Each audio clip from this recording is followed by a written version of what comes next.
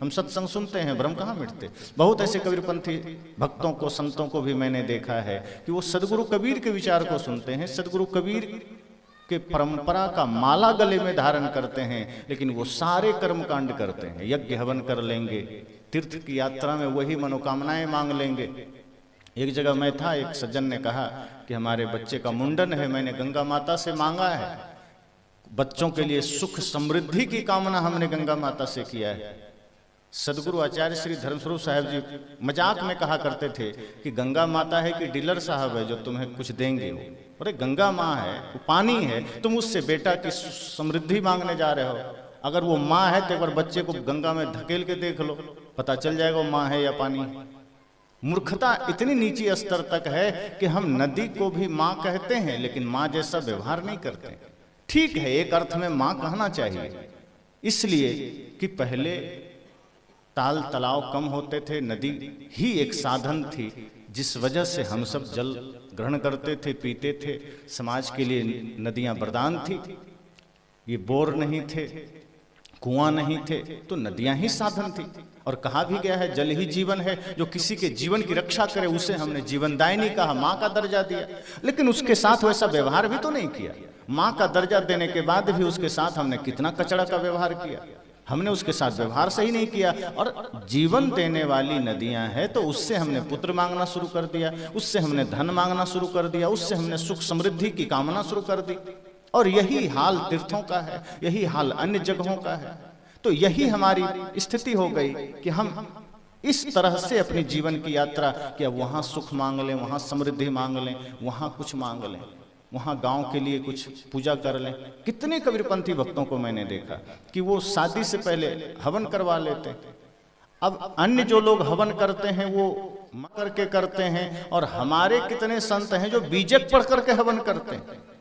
अब जो बीजक इन सारे पाखंडों का खिलाफ किया, जिस बीजक के शब्द से हमारे समस्त अंधविश्वासों को तोड़ा गया, उन्हीं बीजक के शब्द से हम हवन कर रहे हैं, उसी से हम स्वाहा स्वाहा कर रहे हैं। जो बीजक के शब्द हमारे जीवन के भ्रम को जलाने के लिए उपयोग करना चाहिए, जिस बीजक के ज्ञान को, भ्रम को मिटाने के लिए उपयोग करना चाहिए, उस बीजक को हम उपयोग कर रहे हैं कहाँ? हवन करने में। तो ये भ्रम चल रहा है। सत्संग सुन रहे हैं लेकिन फिर भी भ्रम है, सत्संग सुन रहे हैं लेकिन फिर भी भीतर एक संशय है, एक संदेह है। बहुत ऐसे लोग हैं जिनको ये कन्फर्म नहीं है कि हाँ बाहर हमें किस तरह चलना है। मैंने प्रथम सत्र में कहा था कि कहीं एक पत्थर दिख गया, भले ही कबीरपंथी हैं उनको डर हो जाता है, क्या पता सच में देवता हो इसमें। अभी श्रद्धेय साहब जी कह रहे थे ना कि बिल्ली रास्ता काट दे तो आदमी घबरा जाता है। अब सिर्फ अन्य लोग ही नहीं घबराते, जो गुरु से दीक्षित हैं वो भी घबराते हैं, वो भी संशय में आ जाते हैं कि क्या पता सच में कुछ हो जाए। वो दूसरों को समझा कर आए हैं कि भ्रम कुछ नहीं होता, अंधविश्वास कुछ नहीं होता, लेकिन जब अपनी बारी आती है तब मन में एक संशय पैदा होता है, क्या पता 1% कुछ हो ही जाए। और वही 1% आदमी को जान ले लेता है। होता कुछ नहीं है, लेकिन मन में जब भ्रम जन्म ले लेता है, मन में जब संशय का जन्म हो जाता है, तो वही 1% का संशय आदमी को सच में नुकसान करवा देता है। इसलिए कई लोगों को आप देखेंगे जो गुरु संत से दीक्षा लेते हैं फिर भी अंगुलियों में अंगूठी धारण करते हैं। वो सत्संग सुनते हैं, जानते हैं बाहर कुछ नहीं होना, जब भी होगा आपके कर्म से होगा, आपके त्याग, आपके तप से होगा, आपके विवेक से होगा, आपके मेहनत से होगा। लेकिन उंगलियों में अंगूठी धारण कर रहे हैं किस लिए? कि कोई ग्रह टेढ़ा हो गया है, वो शायद कंट्रोल हो जाएगा। एक सज्जन मिले, वो हाथ में अंगूठी पहने थे। मैंने कहा किस लिए पहने हो? कहा घर में बताया गया कि थोड़ा शनि का प्रकोप है, कुछ ग्रहों का प्रकोप है, इसलिए ये धातु पहनी गई। मैंने कहा शनि पृथ्वी से कितना बड़ा है? कहा तो बहुत बड़ा है। मैंने कहा सोचो अगर वो थोड़ा सा भी टेढ़ा हो जाए तो पूरी पृथ्वी समेट लेगी, वो पूरी पृथ्वी समाप्त हो सकती है। इतना बड़ा ग्रह अकेला तुम पर टेढ़ा हुआ या कुछ गिने चुने लोग पर टेढ़ा हुआ, और मान लिया टेढ़ा हो भी गया तो ये अंगूठी में इतना ताकत है कि ये अंगूठी उसको सीधा कर दे। अरे इतना तो दिमाग लगाओ कि अंगूठी से कोई ग्रह टेढ़ा सीधा नहीं होता। और ग्रह सीधा हो जाए, चलो ठीक है, इस अंगूठी से पास में पड़ा हुआ एक ईंटा मैंने इशारा किया, इसको सीधा करके दिखा दो, छोटा सा ईंटा। अगर तुम्हारे अंगूठी से एक छोटा सा ईंटा छोड़ो, एक छोटा सा कण सीधा करके उड़ा के दिखा दो। हंसने लगा, कहा ऐसा कुछ नहीं। मैंने कहा ये सब फिजूल की बातें हैं। किसी ने ऐड दे दिया टीवी में कि ये लक्ष्मी धन वर्षा यंत्र है, इसको घर में रखोगे तो धन बरसेगा, और उसके नाम पर कुछ गले में दे दिया, कुछ अंगुली में कछुआ छाप वाला अंगूठी दे दिया, कुछ कछुआ ही बना के दे दिया। उनकी दुकानें चल रही है और आप वो खरीद भी लाते हैं। अभी मैंने कहा कि भारत में लगभग 80 करोड़ लोग को अनाज मिलता है, गरीब है। सरकार के लिए तो बहुत बढ़िया अवसर है, वो अनाज के जगह में वही कछुआ एक एक ठो सबको बांट दे। लक्ष्मी धन वर्षा यंत्र, 100 करोड़पति हो जाएगा कि नहीं? सरकार को ये बात सूझ क्यों नहीं रही? अगर इन यंत्रों से कुछ होता तो सबसे पहले सरकार खरीद करके सोचता झंझट ही खत्म करो बार बार अनाज देने का, एक बार कछुआ ही बांट दो, सब करोड़पति हो जाएंगे। एक बात ध्यान रखना, ये कछुआ, ये यंत्र, ये तावीज से कुछ भी नहीं होता, ये अंगूठियों से कुछ नहीं होता। ये अंगूठियां आपकी उंगली, क्या पता किसी ने क्या कर दिया। एक दो बार ऐसा हमारे साथ हुआ, हम देखते थे, हम और जानबूझ के गाड़ी चढ़ा देते हैं। चढ़ने के बाद नींबू पट्ट से करता है, हमें मजा आता है, वाह और रखना। अगर कहीं दूर भी दिख जाए तो हम गाड़ी घुमा के वहां ले जाते हैं कि इसको दबाने में मजा आता है, लेकिन लोगों को डर होता है और आज तक हम सुरक्षित हैं। आदमी अपने जीवन में इतना भयंकर भ्रम पाल लेता है कि नींबू मिर्ची से घबरा रहा है, किसी ने कहीं कुछ टोटका कर दिया उससे घबरा रहा है। ये सत्संग किस लिए है? ये सत्संग भ्रम को निवारण करने के लिए है। ये सत्संग आपके जीवन के समस्त समस्याओं के समाधान के लिए है। समाधान होता कहाँ है? लोग कहते हैं हम सत्संग सुनते हैं, सुनने का अर्थ क्या हुआ? जब आपके मन से टोना टोटका नहीं गया, आपके मन से ये भ्रम नहीं गया, नींबू मिर्ची नहीं गई, जूते फटे हुए नहीं गए। अब फटा हुआ जूता में मन अटका, अब इतना बड़ा घर बना रहे हो, जूता उसका रक्षा करेगा? तो चोरी क्यों हो जाती है? जूता ही टांगो घर में। सीसीटीवी कैमरे क्यों लगाए जा रहे हैं? अच्छा है कि चारों तरफ फटे हुए जूते टांगे जाएं, सीसीटीवी कैमरे की जरूरत ही ना पड़े। लेकिन नहीं, ना समझी उच्च लेवल की भारत में लोग कर रहे हैं। और मैं ये सारी बातें कह रहा हूं कबीर पंथ समाज के लिए। वे लोग ज्यादातर अभी भी कर रहे हैं, अन्य लोग तो कर ही रहे हैं, बहुत से कबीर पंथ समाज में लोग कर रहे हैं। अब लोग मानते ही तो परंपरा है, समाज के अनुसार चलना पड़ता है। समाज के अनुसार चलने के लिए सद्गुण चाहिए, सदाचार चाहिए, भ्रम नहीं चाहिए। पाखंड में सहायक मत बनिए, किसी के भ्रम में सहायक मत बनिए कि दूसरा भ्रम में है तो हम भ्रम में बनकर उसका सहयोगी बन जाएं। आप उसके प्रेम में सहयोगी बनिए, सेवा में सहयोगी बनिए, भ्रम मिटाने में सहयोगी बनिए। अगर कोई भ्रम में पड़ा है, अंगूठी पहना है, अब एक नहीं 5 उंगलियों में पहना है और दोनों हाथों में करके 10-8 उंगली में तो पहना ही, अंगूठा बचता है। संत जन कहते हैं अंगूठा क्यों छोड़ा, उसमें भी पहन लो, पैर के भी सभी उंगलियों में पहन लो, सारे ग्रह बस में कर लो। इन अंगूठी से कुछ नहीं होता। हम अंगूठी पहनते हैं, ना जाने क्या क्या करते हैं। कई लोग ताबीज पहन लेते हैं, बाह में, गले में, कमर में, पैर में, इससे ये हो जाएगा, इससे हो जाएगा। ये सब भ्रम है। और भ्रम का मतलब ही है जहां विवेक न किया गया।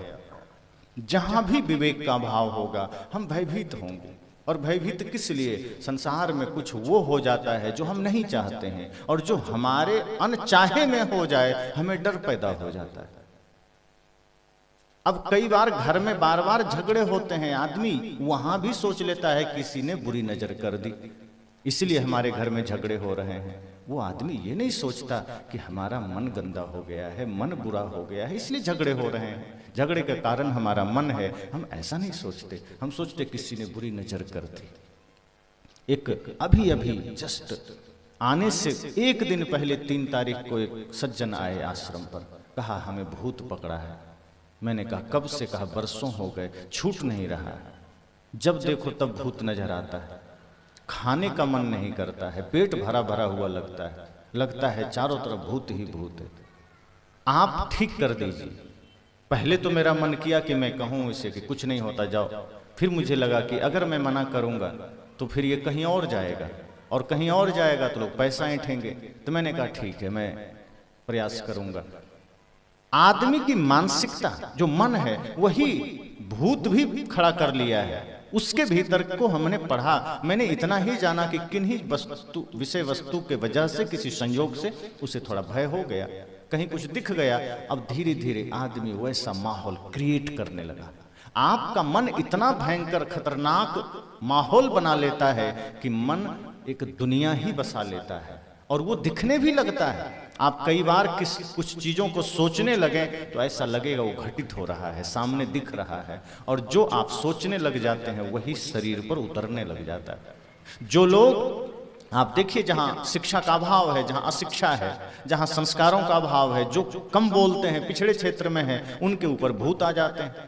और जो कभी नहीं बोलते थे भूत आ गए तो इतना बोलते हैं कि लोग कहते हैं अरे सच में भूत आया होगा, वैसे ये बोलता है तो मौन रहता है, ये कुछ नहीं बोलता है। अब यहाँ कारण क्या है? वो बोलता कम है, इसका अर्थ उसकी समझदारी नहीं है, अशिक्षा है, दबाव है, जबरदस्ती उसने अपने को रोक रखा है। लेकिन भीतर मन विचार चल रहे हैं, वो रास्ता खोज रहा है, बहाना खोज रहा है। और एक समय ऐसा आता है जब वो भीतर अवचेतन मन में एक ऐसा कुछ ना कुछ घटित हो जाता है कि वो ना चाहते हुए उसके विचार बाहर निकलने लगते हैं, वो पागलपन की तरह, बेहोशी की तरह। और फिर आदमी कहता है इस पर भूत आ गया है। वस्तुतः भूत नहीं आया है, जो विचारों को उसने दबा रखा था। अब देखिए, आप मोटर चालू कर दीजिए, पाइप में पानी का प्रवाह चलने लगे और पाइप का आगे का मुंह बंद कर दीजिए, क्या होगा? अगर पानी निकलने का मार्ग बंद हो जाए तो पाइप अपने आप उछल कूद करने लगता है या फट जाएगा। ऐसे ही जब हमारे जीवन में विचारों का प्रवाह रुक जाता है, हमारे कर्म का प्रवाह रुक जाता है, हमारे सोचने का प्रवाह रुक जाता है और हम गुमसुम जीने लगते हैं, तो भीतर मन उफान तूफान मचाना शुरू करता है। भीतर मन बहुत भयंकर स्थिति, एक तरह समझ लो कि सुनामी पैदा कर देता है, ज्वार भाटा पैदा कर देता है। और वो आदमी जो खामोश रहता था, वो आदमी जो मौन रहता था, विचारों के अभाव में उसके भीतर ऐसी विकृति पैदा होती है कि वो फिर नाचने लगता है, उछलने लगता है, कूदने लगता है, कुछ बोलने लगता है। वो बोलने लगता है जो कभी बोला नहीं। तब लोग कहते नहीं, ये आदमी नहीं हो सकता, कोई तो इस पर आया है, कोई तो भूत के गिरफ्त, ये किसी तो भूत के गिरफ्त में है। और हम ये नहीं समझते कि वो अपने भीतर के दुनिया का शिकार हुआ है, अपने भीतर के वो सारे तमाम विचारों का शिकार है, जो विचार भीतर उमड़ रहे थे, घुमड़ रहे थे। यही समस्या भूत के मामले में होता। लोगों ने कह दिया भूत होता है, अब हमारे मन पर वो बात जच गई, उतर गई, छप गई कि हाँ भूत तो होता होगा। अब भूत होता है तो किसी ने शकल तो नहीं देखी, लेकिन कहीं कुछ खुर खार किया, आदमी घबरा जाता है। कहीं कुछ भी हुआ, जहां हम लोग का आश्रम है पीछे ही शमशान घाट है। एक संत को, संत क्या, गृहस्थ संत थे, बहुत पहले हमने कहा रात आप आश्रम में रहे, मैं कहीं जा रहा हूं। शुरू का समय है, पूरा जंगल एरिया। आधी रात में वो फोन किया कि मैं नहीं रुक सकता, क्या हुआ? का भूत आ गया है। मैंने कहा किधर का? बाहर खुर कर रहा है। मैंने कहा कोई जीव जंतु हुआ? नहीं साहब हम नहीं रह सकते। वो साइकिल उठाया, भाग गया, घर गांव चला गया। मैं वहां कितने वर्ष से हूं, संत जन है, शमशान घाट जो बगल में है, वहां रात में कितने बार मैंने दौरा किया, गया, घूमा, देखा। जो मुर्दों के लिए कपड़े लाए जाते थे लोग चढ़ाने के लिए, वो कपड़े ला के हमने आश्रम में पर्दे लगा दिए। अभी तक ठीक है, सुरक्षित है, कहीं कुछ नहीं हुआ। लोगों ने पूछा तो गए तो अकेले जाना चाहिए, मैं अकेले ही गया हूं, लेकिन कोई नहीं मिला आज तक।